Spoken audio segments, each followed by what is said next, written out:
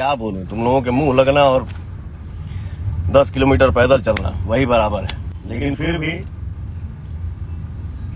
Live भी ज्यादा देर के ना रहनी, हम ज्यादा देर के नहीं की। सॉरी, मान लो कि कल झगड़ा होता है एक दूसरे के, ओहू में दिक्कत। आज सबके एक दूसरे से प्रेम हो गई, एहू में दिक्कत। ये महाराज, सबसे नहीं, सब दुनिया प्यार करता है तो हम आज यहाँ बैठ के इतना बोल पा रहे हैं। कुछ भाई लोग बढ़ जाए, बताओ, नीमन से रहो तब वो दिक्कत, बाउर से रहो तब वो दिक्कत। अरे पगला तो कहल का जाओ।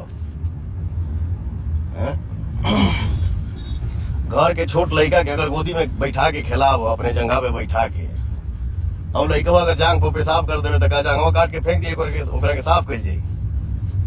क्या तुम लोग बात करते हो यार?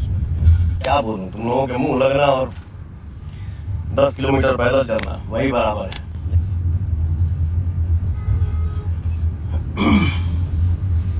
सब कोई मिलजुल कर रहल जा, खूब बढ़िया से रहल जाओ। हम सब भाई मिल के रहेंगे, एकदम हंस खेल के रहे, खुश रहे, मस्त रहे, खुशहाल रहे। जय हिंद, जय भारत।